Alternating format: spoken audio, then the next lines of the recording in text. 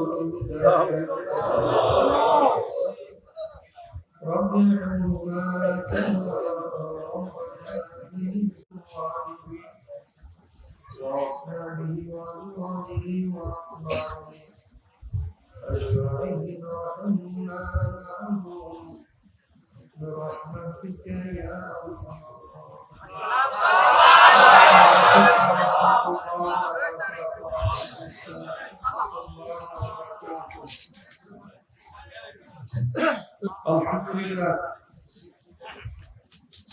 الحمد لله نحمده ونستعينه ونستغفره ونعوذ بالله من شرور أنفسنا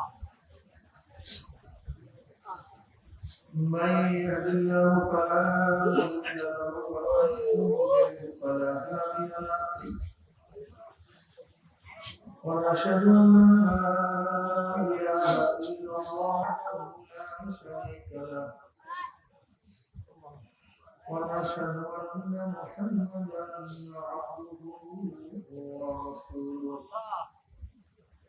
أما بعد فأعوذ بالله من الشيطان الرجيم بسم الله الرحمن الرحيم يا أيها الذين آمنوا صلوا عليه وسلموا تسليما اللهم صل على سيدنا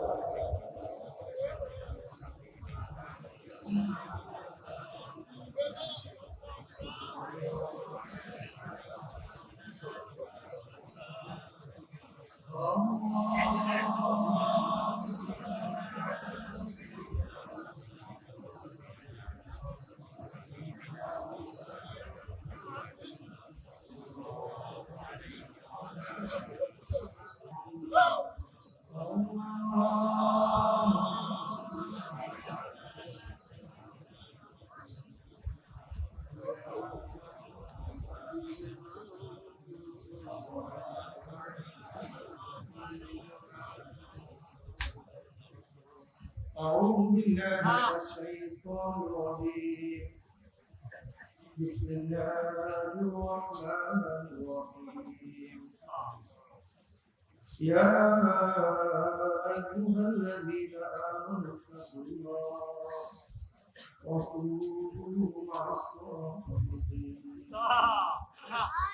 صدق الله العظيم وصدق رسول النبي الكريم الله পাকের বান্দা জনাব মুহাম্মদ রাসূলুল্লাহ সাল্লাল্লাহু আলাইহি ওয়াসাল্লাম আল্লাহ পাক রব্বুল আলামিন আপনাকে আমাকে দুনিয়ার সমস্ত ফিতনা ফাসাদ থেকে পরিত্রাণ দিয়ে দুনিয়ার ঝামেলা থেকে মুক্তি করে কোরআন ও হাদিসের মজলিস আলেম উলামা মুমিন মুত্তাকিন জাকিরিন শাকিরিনদের গুরুত্বপূর্ণ দামি অনেক দামি মজলিসে আল্লাহ পাক আশার বসার বলা শোনার তৌফিক আল্লাহ পাক দান করেছেন শুকরিয়া দেন সবাই বলে আলহামদুলিল্লাহ এই মজলিস কেন এই মজলিসের কেন আয়োজন করা হয়েছে এই মজলিসের আয়োজন করা হয়েছে ও মানুষদেরকে মানুষ বানাবার জন্য জনাব মুহাম্মদ রাসূলুল্লাহ সাল্লাল্লাহু আলাইহি ওয়াসাল্লাম দুনিয়াতে আসছেন কেন আমার নবী দুনিয়াতে প্লেন আবিষ্কার করার জন্য আসেন নাই ট্রেন আবিষ্কার করার জন্য আসেন নাই আণবিক বোমা আবিষ্কার করার জন্য আসেন নাই জনাব মুহাম্মদ রাসূলুল্লাহ সাল্লাল্লাহু আলাইহি ওয়াসাল্লাম আধুনিক কম্পিউটার ইন্টারনেট আবিষ্কার করার জন্য তিনি দুনিয়াতে আসেন নাই তিনি আসছেন দুনিয়াতে মানুষরূপী অমানুষদেরকে মানুষ বানাবার জন্য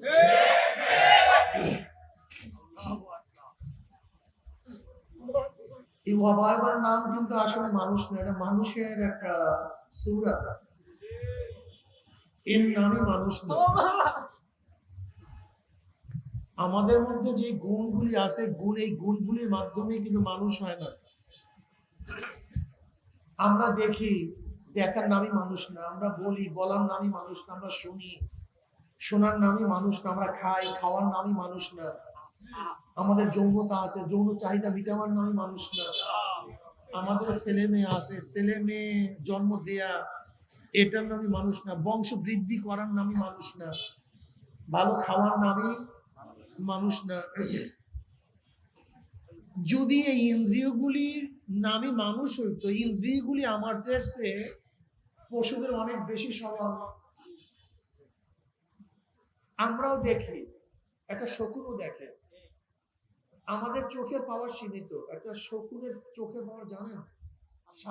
ও আকাশে উঠছে, ডাইনে 350, বামে 350, পিছনে, বুঝেন তো? ডাইনে 350, বামে 350, 350 কত হয়? 700, 700, 1400 একই সাথে দেখতে পাচ্ছি। কথাটা বুঝতে পারিনি? এখানে উঠবে, ওইদিকে ক্যালকাটা, আসাম, ত্রিপুরা, ওইদিকে বঙ্গোপসাগর, সব এক নজরে দেখতে পাবে। এই যে কবুতর গুলো দেখেন না, কবুতর গুলো উঠতে থাকে আকাশের মধ্যে। আমরা কাছের থেকে ধান যেই পরিমাণের দেখি, যেই পরিমাণের বড় দেখে একটা ধান, ওই কবুতর যে উঠতেছে না, ওখান থেকে ওই পরিমাণের দেখে। নাহলে বনের মধ্যে ধান পড়া আছে, ও দেখলো কিভাবে, জানলো কিভাবে? এতটুকু বোঝেন না কেন? আমরা অন্ধকারে দেখে আলোতে দেখি না। একটা কুকুর, বিড়াল অন্ধকারেও দেখে, আলোতেও দেখে। আমরা বুড়া হয়ে গেলে চশমা ছাড়া দেখি না, কিন্তু জানোয়াররা তো চশমা ছাড়াই দেখে। তা চোখের পাওয়ার আমাদের সে জানোয়ারের বেশি না কম? অথচ চোখ নিয়ে আমরা কত ডাক্তার, কত বিজ্ঞান, কত সাধনা, অথচ জন্মগত ভাবে জানোয়ার পশু আমাদের চেয়ে অনেক বেশি চক্ষু আলো, চক্ষু তাদের অনেক শক্তিশালী। আমার চেয়ে আপনার চেয়ে একটা কানের শক্তি কুকুরের অনেক বেশি। শুকনো একটা পাতা পড়লে আপনার আমার কান ধরতে পারে না কিসের আওয়াজ, কিন্তু কুকুর দেখবেন মাথা নাড়া দিচ্ছে, মারাত্মক কানের আওয়াজ, কানের পাওয়ার খুব মারাত্মক। আপনার চেয়ে আমার চেয়ে বিড়ালের কানের পাওয়ার অনেক বেশি। বেশি না কম? অনেক বেশি। হরিণের কানের পাওয়ার আপনার চেয়ে আমার চেয়ে অনেক বেশি। যদি কানের পাওয়ারের নামই মানুষ হয়, তা আমার চেয়ে তো কুকুর ভালো মানুষ, বিড়াল ভালো মানুষ। নাকের শক্তি আপনার চেয়ে আমার চেয়ে কুকুরের অনেক বেশি। এই রুমের মধ্যে কে হত্যা করছে, কে চুরি করছে, আপনার এবং আমার নাম নির্বাচন করতে পারবে, ইনভেস্টিগেশন করতে পারবে না। কিন্তু একটা কুকুর এখানে ঢোকার পরে 300, 350, 400 কিলোমিটার দূরে গিয়েও কোন ব্যক্তি ঢুকছে তাকে নির্বাচন করতে সক্ষম। এই ব্যাগের মধ্যে কি আছে আপনার আমার নাক বলতে পারে না, কিন্তু একটা কুকুরের নাক বলতে পারে। ডগ স্কোয়াড দেখেন না, প্রত্যেকটা সেনাবাহিনীর কাছে ডগ স্কোয়াড থাকে। তার নাকের ঘ্রাণ আমাদের চেয়ে আপনার চেয়ে মাছিরও তো বেশি। এখানে কোনো মাছি নাই। কাঁঠাল ভাঙ্গেন, কি অবস্থা আসছে কি? আরে ভাই, মশারও তো বেশি। একটা মশা তো 40 গজ 80 হাত দূরের থেকে নির্বাচন করতে পারে কার রক্ত, তার জন্য একটা সুস্বাদু। এর জন্য দেখবেন 10 জন লোক এক জায়গায় বসা, সবার গায়ে কিন্তু মশা পড়ে না, একজনের গায়ে বেশি পড়ে। খাস করে বিদেশ থেকে যারা আসবে, যে বিদেশ থেকে যে বাচ্চারা আসবে, দেখবেন আপনার বাচ্চাদের মাঝে বসায় রাখবেন, মশা আপনার বাচ্চার দিকে যাবে না, খালি ওর দিকে ঘুরে ঘুরে কামড়ে। কেন? ওর রক্তের মধ্যে এখনো জান কম। এর জন্য দেখবেন বিদেশি যখন বাচ্চা নিয়ে আসেন, ওর গায়ের মধ্যে খালি মশা। ওর কাছে ল্যাবরেটরি নাই, অথচ ল্যাবরেটরি ব্যতীত ও বলতে পারে কার রক্ত তার জন্য সুইটেবল। ব্যাস, খাইতে আছে জঙ্গলের খাওয়া। নাকের ঘ্রাণ মশারও বেশি। জিহ্বার শক্তি তোমার চেয়ে আমার চেয়ে একটা গরুরও বেশি। তুমি আমি অন্ধকারে খাই, পিঁপড়া খাই না পোকা খাই, জিহ্বা বলতে পারে না। কিন্তু খড়ের মধ্যে, কুটার মধ্যে, নাড়ার মধ্যে যদি একটা শুকনা কচুর ডাটা ঢুকাইয়া দেন, দেখবেন গরু চাবান দিবে না, অমনি জিভটা দিয়ে ধাক্কায় ফেলায় দেবে। স্টমাক শক্তি তোমার চেয়ে আমার সাথে কুকুরেরও বেশি। তুমি আমি সামান্য যদি খানার মধ্যে একটু গড়বড় হয়, ফুসফুস, এই পেট ফুলা, পুরা ডায়রিয়া, কিন্তু এটা কুকুর দেখছেন পচা গান্দা, সব কিছু ফিনিশ, কোনো সমস্যা নেই। তোমার চেয়ে আমার চেয়ে সাপও অনেক বেশি হায়াত পায়। তুমি আমি হায়াত পাই 60, 70, 80, আর 50 বছর, 50-এর পরে তো আর ঝামেলার শেষ নেই। এই diabetes, heart disease, blood pressure, উঠতে পারি না, নড়তে পারি না, মাথা ব্যথা, কোমর ব্যথা। অথচ সাপ হায়াত পায় 350 বছর, একটা গুই সাপ হায়াত পায় 700 বছর, একটা কাঁচিপড়া হায়াত পায় 1000 বছর। তোমার চেয়ে আমার চেয়ে শরীর তো একটা হাতিরও অনেক বেশি, একটা তিমি মাছের অনেক বেশি। একটা তিমি মাছ এক গ্রাসে কয়েক টন খাদ্য খায়। তুমি আমি বাজার থেকে পচা মাছ খাই, তিমি মাছ সবসময়, কথা বলেন না কেন, তাজা। যদি খাওয়ানোর নামে মানুষ হয়, তিমি মাছ তোমার চেয়ে আমার চেয়ে ভালো খায়, তুমি তো মানুষ। তুমি আমি গোস্ত খাই, পচা গোস্ত, ফ্রিজের গোস্ত, আর সিংহ এবং বাঘ খায় প্রতিদিন তাজা গোস্ত। তুমি আমি ফল খাই ফরমালিন যুক্ত, পাখিগুলি ফল খায় ফরমালিন মুক্ত।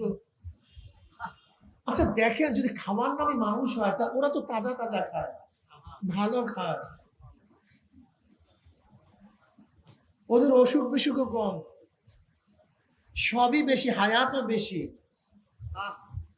পঞ্চ ইন্দ্রিয় শক্তি আমাদের চেয়ে ওদের অনেক বেশি। চোখের পাওয়ার বেশি, কানের শক্তি বেশি, নাকের শক্তি বেশি, জিহ্বার শক্তি বেশি, ত্বকের শক্তি বেশি।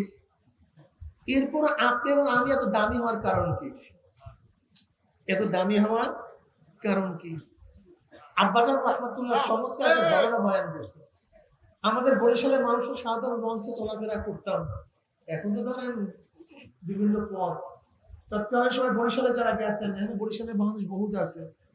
লঞ্চের মধ্যে কেবিন, এই কেবিনের মধ্যে তো থাকে, বাহিরে আবার চেয়ার টেয়ার আছে। আব্বাজান কেবিনের মধ্যে,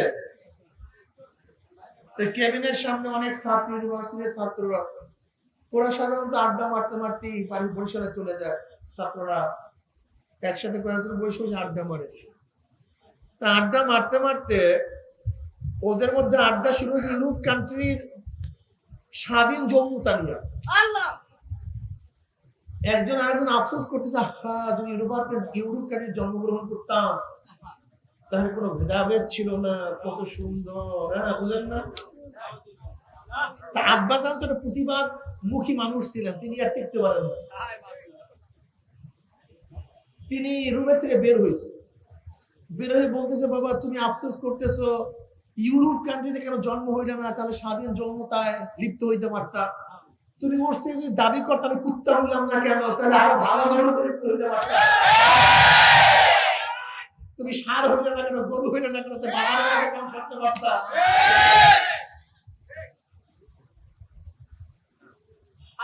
দেখেন মানুষের মেন্টালটা কি, চিন্তা ভাবনা কি। যেখানে যেই সময় যখন যতটুকু ইসলাম থেকে মানুষ দূরে চলে গেছে, সেখানে সেই সময় যেই ওই জমানায় ওই জায়গায় কতটুকু সমস্যার সৃষ্টি হয়েছে খুব ভালো মতো বুঝবেন জ্ঞানীরা। আজকে ইউরোপ কান্ট্রির অনুসরণ আমরা করি। আপনি কি জানেন ইউরোপ কান্ট্রির অবস্থাটা কি? বিশ্বের মধ্যে টেকনোলজির দিক থেকে সবচেয়ে আপগ্রেড জাপান। এই জাপানের অবস্থা জানেন? জাপানের অবস্থা জানেন? সবচেয়ে আত্মহত্যার হার বেশি। এবং জাপানে এই অবস্থা চলছে যে মানুষ রুমের মধ্যে মারা যায়, দেখার মতো কেউ নাই। এরপরে প্রশাসনের লোক জানার পরে দেখে রুমের থেকে গন্ধ বের হয়েছে, এরপরে প্রশাসন নিয়ে আসে। এই হলো তাদের অত্যাধুনিকতা। আমেরিকার মধ্যে সবচেয়ে বেশি আত্মহত্যা। ইউরোপ কান্ট্রির মানুষগুলি, মেয়েগুলি এখন আর বাচ্চা ধারণ করতে চায় না।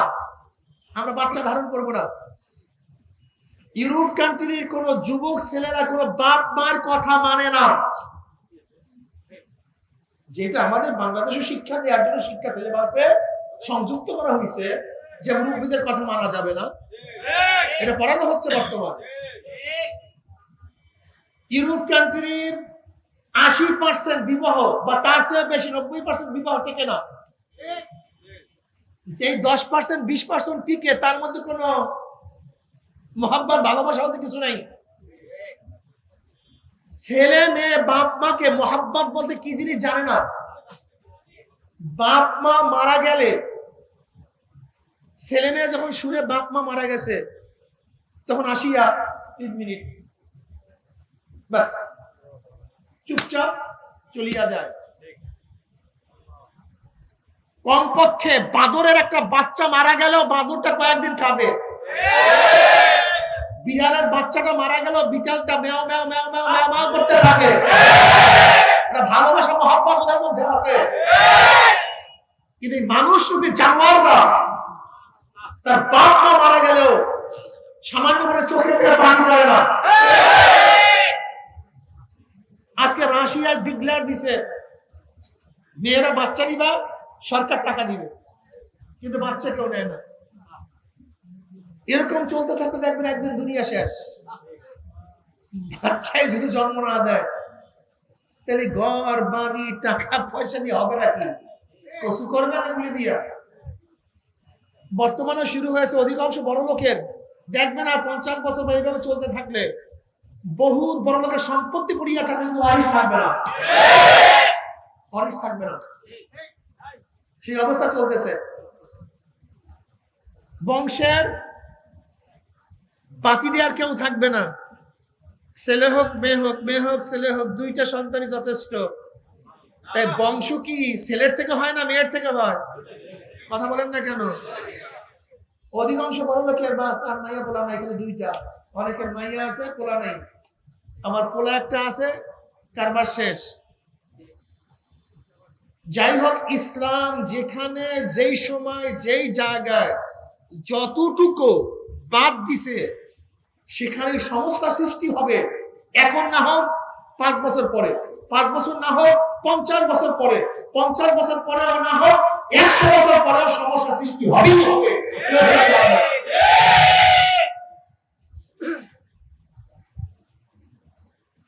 কাজে অবয়বের নাম মানুষ না। এই মানুষ রূপী জানোয়ারদেরকে, অমানবদেরকে মানুষ বানাবার জন্য জনাব মুহাম্মদ রাসূলুল্লাহ সাল্লাল্লাহু আলাইহি ওয়াসাল্লাম দুনিয়াতে আসছেন।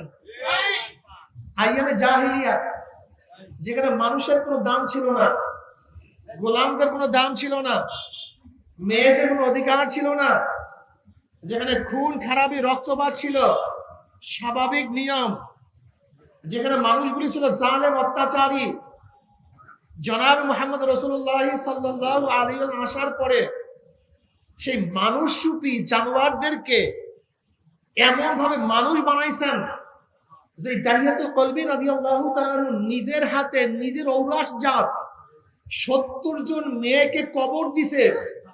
সেই দাহিয়াতুল কলবি নবী আলাইহিস সালাতু ওয়াস সালামের সোহবতে আসার পরে এমন দামি মানুষ হয়ে গেছে, জিবরাইল আলাইহিস সালাতু অধিকাংশ সময় দাহিয়াতুল কলবির সূরাতে দুনিয়াতে আসেন। এক সময় ছিল অমানুষ, এখন হচ্ছে শ্রেষ্ঠ মানুষ। ওমর ইবনে খাত্তাব রাদিয়াল্লাহু তাআলা আনহু, যিনি জনাব মুহাম্মদ রাসূলুল্লাহ সাল্লাল্লাহু আলাইহি ওয়াসাল্লামের সির মুবারক নাঙ্গা তলোয়ার নিয়ে উচ্ছেদ করার জন্য রওনা করছেন, কিন্তু জনাব মুহাম্মদ রাসূলুল্লাহ সাল্লাল্লাহু আলাইহি ওয়াসাল্লাম আসার পরে ওমরের অবস্থা কি? যে ওমরের মত অনুযায়ী আল্লাহ পাক অনেক কোরআনের আয়াত নাযিল করে দিয়েছেন। ওমরের অবস্থা কি? ওমর আদেশ করে মদিনার মেম্বারে বসিয়া বাতাস তার আওয়াজ পুষে আনে সিরিয়ার মধ্যে। ওমর পানির কাছে চিঠি লেখে, চিঠি পড়তে দেরি, নদীর মধ্যে জোয়ার সৃষ্টি হইতে দেরি হয় নাই। ওমরের অবস্থা কি? তার জমানায় মদিনার মধ্যে একবার ভূমিকম্প হয়েছিল, ওমর রাদিয়াল্লাহু তাআলা লাঠি দিয়ে মাটির উপর বাড়ি মারছে, আর মাটি এই ভূমিকম্প ভাঙিয়া গেছে। এগুলো ওমর অথচ এক সময় ছিল অমানুষ, নবীর সোহবতে আসলে হইছে বুঝেন কিছু? নবী দুনিয়াতে আসছেন কেন? অমানুষদেরকে মানুষ বানাবার জন্য, জাহান্নামে থেকে জান্নাতে নেওয়ার জন্য। যাদের মধ্যে কলিজা ছিল না, হৃদ্রতা ছিল না, মুহাব্বত ছিল না, ভালোবাসা ছিল না, শাফকাত ছিল না, আল্লাহ পাকের নবী তাদের মধ্যে এমন মুহাব্বত সৃষ্টি করেছেন, ওয়ায়ুসিরুনা আলা আনফুসিহিম ওয়ালাউ কানা বিহিম খাসাসা, যে মানুষগুলি একসময় নিজেদের স্বার্থ ব্যতীত কিচ্ছু বুঝতো না, কিন্তু জনাবে মুহাম্মদ রাসূলুল্লাহ সাল্লাল্লাহু আলাইহি ওয়াসাল্লাম আসার পরে তাদের অবস্থাটা কেমন হয়েছে? এক যুদ্ধের মধ্যে এক সাহাবী ডাক দিয়েছে পানি, তার চাচাতো ভাই দৌড় দিয়ে তার কাছে পানি নিয়ে গেছে, পানি পান করবে, মুখের কাছে নিছে। এর মধ্যে আরেকজন ডাক দিয়েছে পানি। ওই ব্যক্তি বলছে আমার পানির বেশি প্রয়োজন না, আমার ভাইয়ের বেশি পানির প্রয়োজন, তোমরা তার কাছে পানি নিয়ে যাও। দ্বিতীয় ব্যক্তির কাছে পানি নিয়ে গেছে, দ্বিতীয় ব্যক্তি পানি পান করবে, মুখের কাছে নিছে। এর মধ্যে আর এক জায়গা থেকে ডাক আছে পানি। দ্বিতীয় ব্যক্তি বলছে আমার বেশি পানির প্রয়োজন না, আমার ভাইয়ের বেশি পানির প্রয়োজন, তার কাছে পানি নিয়ে যাও। তৃতীয় ব্যক্তির কাছে পানি নিয়ে গেছে, গিয়া দেখে সে আর দুনিয়াতে নাই, আল্লাহর ডাকে সাড়া দিয়া তার কাছে চলে গেছে। আসছে দ্বিতীয় ব্যক্তির কাছে, দেখে সেও দুনিয়াতে নাই, সেও শহীদ হয়ে গেছে।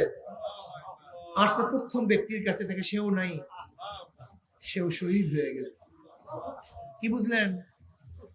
আল্লাহ পাক বলে ওয়ায়ুসিরুনা আলা আনফুসিহিম ওয়ালাউ কানা বিহিম খাসাসা, মুমিনের চরিত্রতে এইভাবে যে নিজেদের ধ্বংসের মুহূর্তেও তারা নিজের চেয়ে তার ভাইকে বেশি প্রাধান্য দেয়। আজকে আমাদের অবস্থাটা কি? আমরা ভাই ভাই সম্পত্তি দেই না, ভাই ভাই সম্পত্তি দেই না, ভাই বোনের সম্পত্তি দেই না। আমি খাবো, ভাইকে খাওয়াবো না, আমি নেব, বোনকে দেব না। বরং যদি বোন সম্পত্তি নিতে আসে, ফরাজ নেওয়ার জন্য আসছে, ফরাজ নেওয়ার জন্য আসছে। তুমি কি নিয়ে আর জন্য আসছো? তুমি যে ফরাজ নেওয়ার জন্য আসছো, ও ফরাজ নেওয়ার জন্য আসছে, একই মালিক। তুমি কি জানো ভাই বোনের সম্পত্তি হরণ করা অন্যের সম্পত্তি হরণের চেয়ে ডবল গুনাহ, ডবল গুনাহ। আজকে মুসলমানকে প্রাধান্য দেই না। আজকে হাজারো মুসলমান না খেয়ে আছে, একটু খাওয়ার ব্যবস্থা করি না। মা সালাকাকুম ফি সাকার ক্বালু লাম নাকু মিনাল মুসাল্লিন ওয়া লাম নাকু নুতইমুল মিসকিন ওয়া কুননা নাখুদু মাআল খায়িবিন।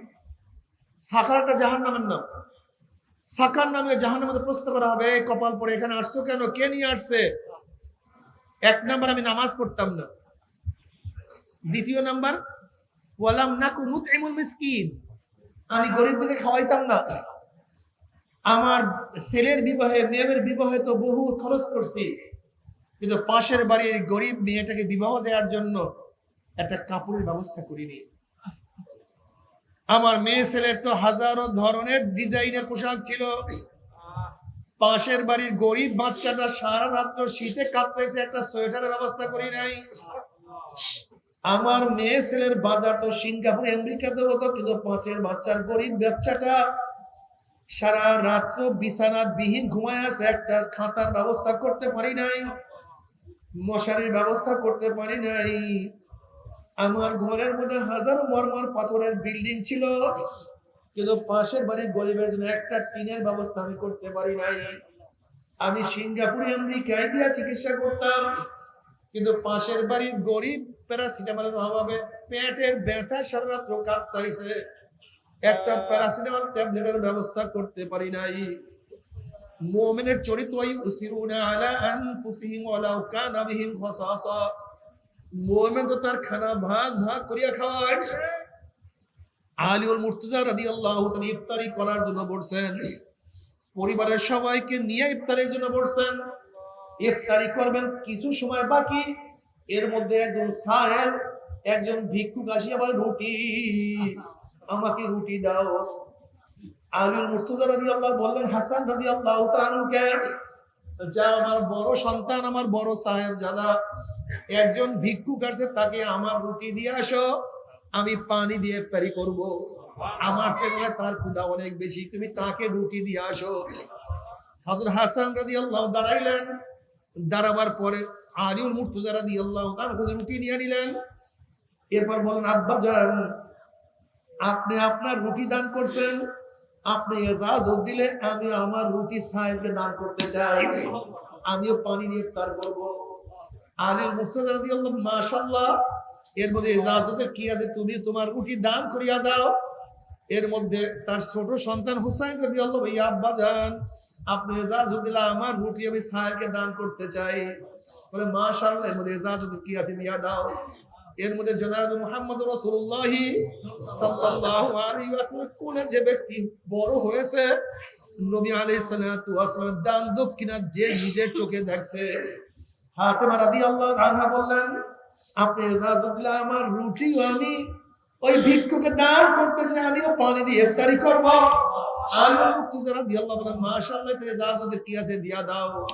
এর মধ্যে তাদের লিউন্ডি বান্দি ফজা রাদিয়াল্লাহু তাআলা বললেন, আপনারা সবাই আপনাদের রুটি দান করছেন, আপনারা ইজাজত দিলে আমার রুটি আমি দান করতে চাই, যেন গোটা দুনিয়ার মানুষ জানে যে শুধু নবীর পরিবারই দান করে না, তার সাথে যারা গোলামি করে তারাও দান করে। ইসলাম যে কত সুন্দর, ইসলাম কত যে ভালো। আমার যুবক বাবারা, আজকে আমাদের সম্পত্তির অবস্থা কি, বাংলাদেশের সম্পত্তির অবস্থা কি, আর ইসলামের যুগের সম্পত্তির অবস্থাটা কি? আবু বকর সিদ্দিক রাদিয়াল্লাহু তাআলা আনহু একজন সাধারণ মানুষ যেই পরিমাণের বাইতুল মাল থেকে ভাতা পাইতেন, আবু বকর সিদ্দিক রাদিয়াল্লাহু তাআলা ওই পরিমাণের ভাতা নিতেন। একদিন তার স্ত্রী বলতে আছে, আমার খুবই মিষ্টি খাইতে মনে চায়, তো টাকা কোথায় পাবো?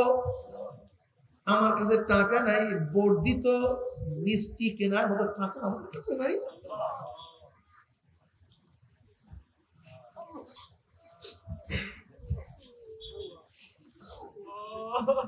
এবার আবু বকর সিদ্দিক রাদিয়াল্লাহু স্ত্রী তাদের ভাতা থেকে অল্প অল্প অল্প অল্প অল্প অল্প জোগাইতে জোগাইতে জোগাইতে জোগাইতে কিছু টাকা জোগাইলেন। একদিন আবু বকর সিদ্দিক রাদিয়াল্লাহু তাআলা হাতে সেই টাকা গুলিয়ে দিয়ে বললেন, এই টাকা গুলি দিয়ে আপনি মিষ্টি আনবেন। বলে টাকা পাইছো কোথায়? বলে আমাদেরকে যে ভাতা দেয় সেই ভাতা থেকে অল্প অল্প অল্প অল্প জোগাইতে জোগাইতে কিছু টাকা সংগ্রহ করছি। আবু বকর রাদিয়াল্লাহু বলেন, তাহলে আমি তো ভাতা আসলে বেশি নিতে আসি, অর্থাৎ আমি যে ভাতা নেই আসলে তার চেয়ে মনে ভাতা বেশি নেওয়া হইতেছে, এত ভাতার প্রয়োজন নাই। সেই মিষ্টি তো কিনলি না, সেই টাকাগুলো সব বাইতুল মালে দান করলেন। আর ওই পরিমাণের টাকা তিনি বাইতুল মাল থেকে কম নেওয়া শুরু করছেন।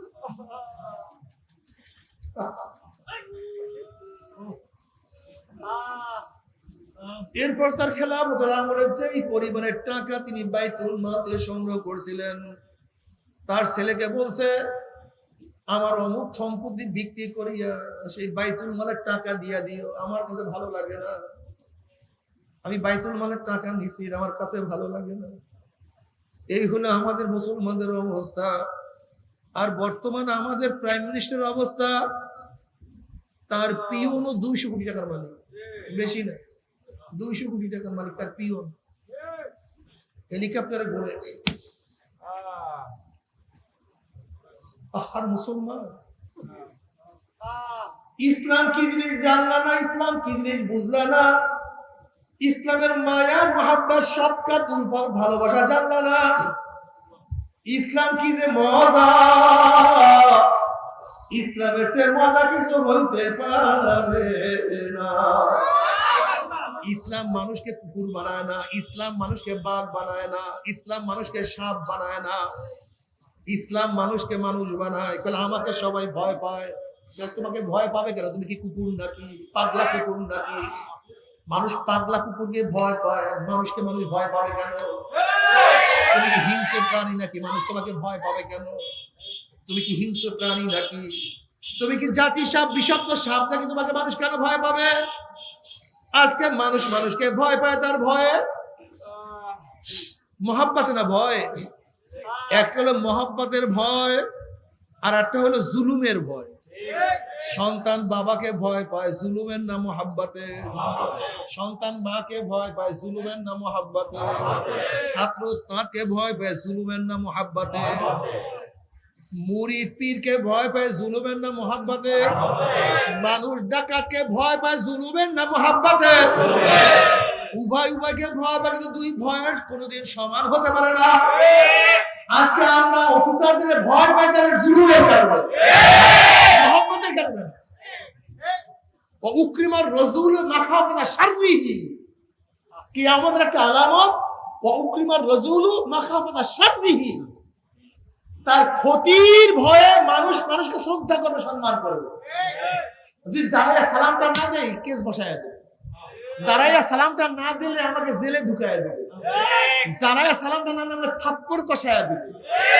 এই ভয়ে, জুলুমের ভয়, এটা কিয়ামতের আলামত, কিয়ামতের আলামত। অথচ তোমরা জানো দ্বিতীয় খলিফা অর্ধ জাহানের বাদশা ওমর ইবনে খাত্তাব রাদিয়াল্লাহু তাআলা আনহু যখন সিরিয়ার মধ্যে রওনা করছেন,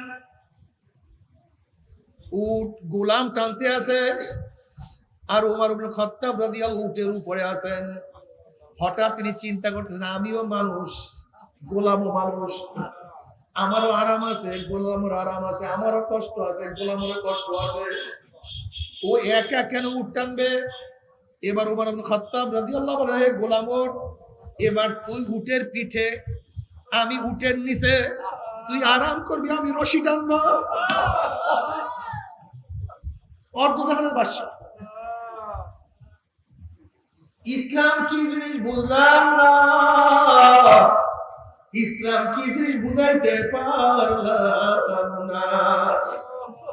বাবারে তুমি সারাদিন কষ্ট করো, হাজারো চিন্তা তোমার মাথার মধ্যে আছে, নামাজে দাঁড়ায়া যাও, দেখবা খালি মজা আর মজা, শুধু মজা আর মজা। আল্লাহর কাছে প্রেয়ার করো, মোনাজাত করো, দোয়া করো, দেখবা মজা আর মজা। তুমি হাজারো স্ত্রীর মধ্যে আছো, মোনাজাত দরিয়া চোখের পানি সারিয়া দাও, আল্লাহর কাছে মনে করে বলতে থাকো, দেখো মজা আর মজা। তোমার মনের কথা কাউকে বলতে পারো না, কোনো নাই কেউ, তুমি আল্লাহর কাছে বলা শুরু করো, মাওলা মাওলা আমার এই কষ্ট, এই কষ্ট, এই কষ্ট, এই কষ্ট। তুমি মাওলাকে বন্ধু বানাও, মাওলাকে মহব্বত করো, মাওলাকে ভালোবাসো, মাওলাকে অভিভাবক বানাও, মাওলাকে উকিল বানাও। মাওলার কাছে তুমি বলো, মাওলা রে, মাওলা রে, আমার মাওলা রে, আমার মাওলা ডাক দিয়ে উদউনি আস্তাজিব লাকুম, বান্দা আমার কাছে দোয়া কর, আমি তোদের দোয়া কবুল করব। আমার কাছে চা চা, আমি তোদেরকে দিয়া দেব। আমাকে সিজদা কর, আমি কুদরতি পাওয়া তোর কপালের নিচে বিছায়া।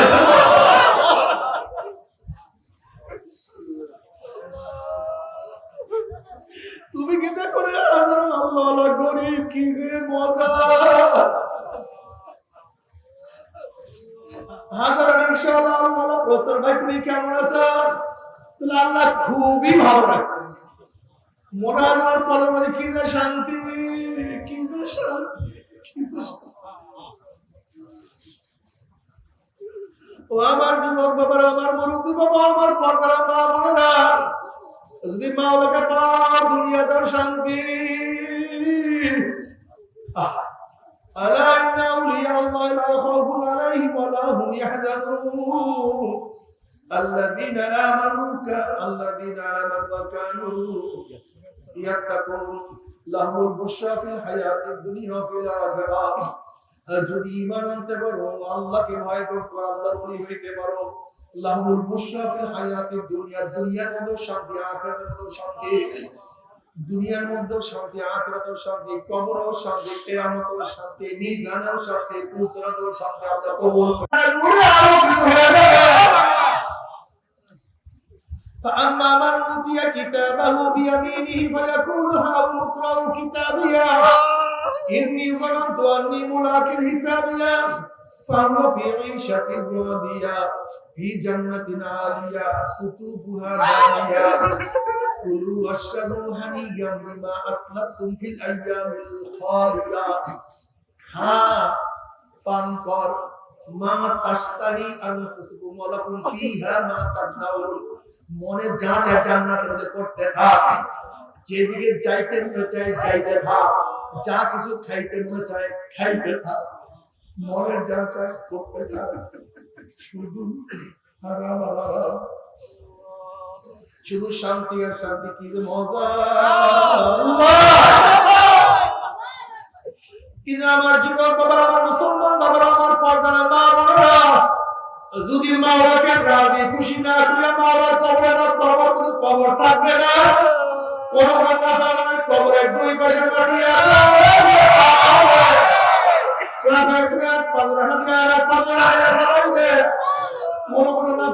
কবরটা জাহান্নামের আগুনে ভরিয়ে যাবে। আল্লাহ তুমি মাফ করিয়া রহমত দিতে পারেন না। জনাব মুহাম্মদ রাসূলুল্লাহ সাল্লাল্লাহু আলাইহি ওয়াসাল্লাম উঠে সবার অবস্থা সফর করতেছিলেন। কোন এক জায়গায় উঠ যাওয়ার সাথে সাথে খন করে চিল্লাচিল্লি শুরু করছে, লাফালাফি শুরু করছে। সাহাবারা চিন্তা করলেন নবী আলাইহিস সালাতু এরকম কেন চিল্লাচিল্লি করতে আছে? জনাব মুহাম্মদ রাসূলুল্লাহ সাল্লাল্লাহু আলাইহি ওয়াসাল্লাম আর তো কিছু না, উট তো কবর আযাব দেখিয়া ফলাইছে। আল্লাহ মাফ করিয়া দাও, আল্লাহ আমাদের সবাইকে মাফ করিয়া দাও। কত আল্লাহর কবর আযাব দেখছে।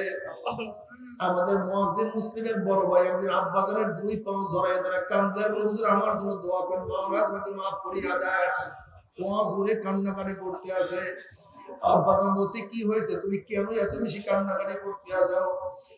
হুজুর আমি বিকাল বেলা গরুগুলো নিয়ে বাড়ির দিকে রওনা করলাম, যখন ফকির বাড়ির কবরের কাছে গরুগুলি গেলে হঠাৎ গরুগুলি হাম্বা হাম্বা করে দৌড় মারছে। আমি চিন্তা করলাম গরুগুলি কেন দৌড় মারলাম? হুজুর আমি যখন কবরের দিকে তাকাইলাম তখন থেকে কবরের মধ্যে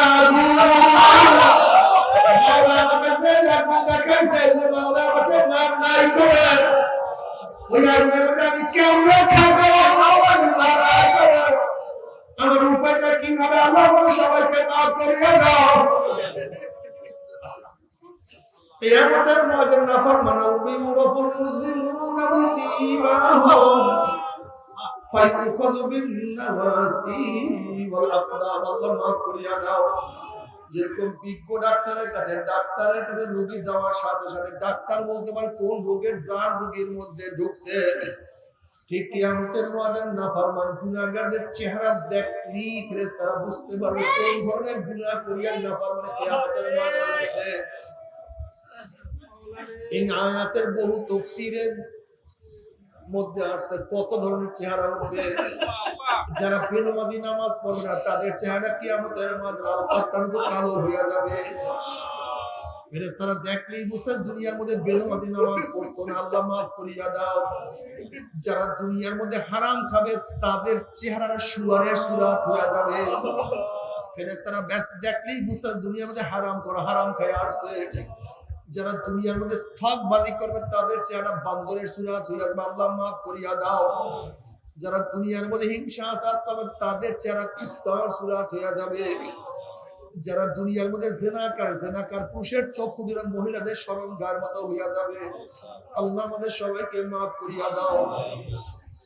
জেনাকার পুরুষের চক্ষু দুটো মহিলাদের শরমগার মতো হইয়া যাবে।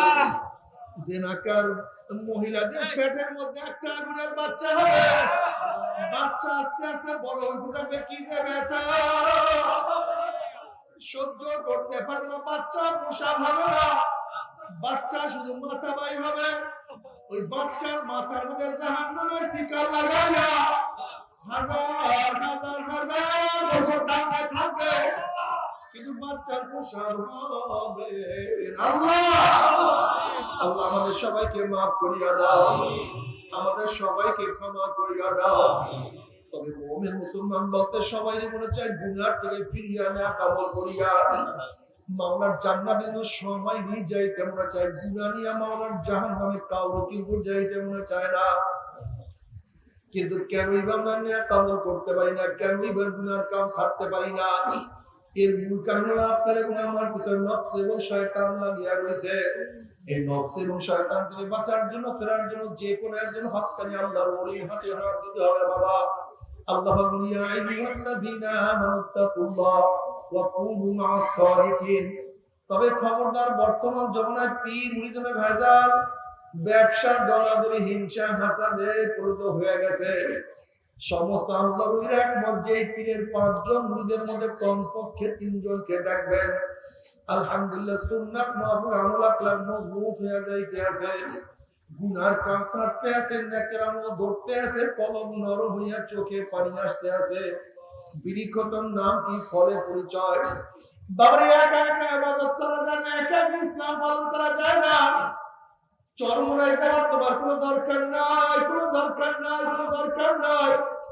যে আল্লাহ বলার মধ্যে 4টা গুণ দেখবা, দাওয়াত, তালিম, তাজকিয়া, জিহাদ, সে যে হোক না কেন আল্লাহ সোহবতে গিয়া তার সাথে সম্পর্ক রাখিয়া গুনাহ কাম সারিয়া নেকের আমল করিয়া মাওলার কবরে যাইও। চোখে পানি নিয়ে কান্দিয়া কান্দিয়া তারপর মাওলার কবরে যাইও। যেরকম দুনিয়ার ঘরে আগুন লাগলে পানি সারা নিভানো যায় না, ঠিক তদ্রুপ তোমার আমার গুনার দ্বারা যে জাহান্নামের আগুন জ্বলিয়া রয়েছে, চোখের পানি সারা জাহান্নামের আগুন নিভানো সম্ভব না। কাজী আমার জন্য দোয়া চাই, আমিও দোয়া করি, সবাই সবার জন্য প্রাণ খুলিয়া দোয়া করো যেন কিয়ামতের ময়দানে গলা গলি বাঁধে মাওলা একসাথে জান্নাতে যাওয়ার তৌফিক দিয়া দেয়। আল্লাহুম্মা আমিন। আমার পর্দায় মা ওরা 2 হাত তুলিয়া মাওলার দরবারে কান্দো আর মাওলার কাছে মাপ চাও। কান্না না আসলে মনের ভিতরে মন একদিনে ঘরের দরজায় নতুন বউ হইয়া মুসলের মন। কত মেয়েরা শরবত খাইছে, কত মেয়েরা মাতাস করছে, আবার একদিন ঘরের দুয়ার দিয়ে মরণ আসিয়া বাইর হব। ছেলে কানবে মামা করে, মেয়ে কানবে মামা করে, ওরে মন জুমা তোমার দিব আল্লাহ। আল্লাহ কত আলেম ওলামাকে হাত করলাম রে মাওলা, আল্লাহ কত সাদা দাড়িওয়ালা ভাইদেরকে হাত করলাম রে মাওলা, আল্লাহ কত বেগুনার না বলে তালবেলে ভাইদেরকে হাত করলাম রে মাওলা, আল্লাহ কত জাকির শাকির বা খাস খাস বান্দাদেরকে হাত করলাম রে মাওলা। আল্লাহ আমি তো গুনাহগার, আমার দিকে না তাকাইয়া তোমার সেই বান্দার হাত পছন্দ হয়, তার ছিল আমাদের সবার গুনাহটা মাফ করে দাও আল্লাহ। আল্লাহ তুমি মাফ করবাই না, ক্ষমা করবাই না, তাহলে তোমার বন্ধের এখানে কেন আসছে, কি পাওয়ার জন্য আসছে, কি চাওয়ার জন্য আসছে? আল্লাহ আমরা দুনিয়া পাওয়ার জন্য আসি নাই, দুনিয়ার বিপদে পড়িয়াও কেউ আসি নাই। কেউ নামাজ কাজা করিয়া বানাইছি, কেউ রোজা সারিয়া দিছি, কেউ বিপদ অপকর্মের মধ্যে লিপ্ত হয়ে গেছে, কেউ হারাম কবিরা গুনাহ করিয়া বানাইছি। আল্লাহ আমরা জাহান্নামের কাজ করিয়া ফেলাইছি, আল্লাহ জাহান্নামের খাতা থেকে আমাদের নামটা কাটিয়া দাও। আল্লাহ জাহান্নামের খাতা থেকে আমাদের নামটা কাটিয়া দাও। আল্লাহ জান্নাতুল ফেরদাউসে আমাদের নামটা উঠাইয়া দাও। আল্লাহ আমরা হাত তুললাম, জানি না কার মা নাই, বাবা নাই, স্ত্রী নাই, সন্তান নাই, দাদা নাই, দাদু নাই, নানা নাই, নানু নাই। আল্লাহ যত মুমিন মুমিনাত, যত মুজাহিদরা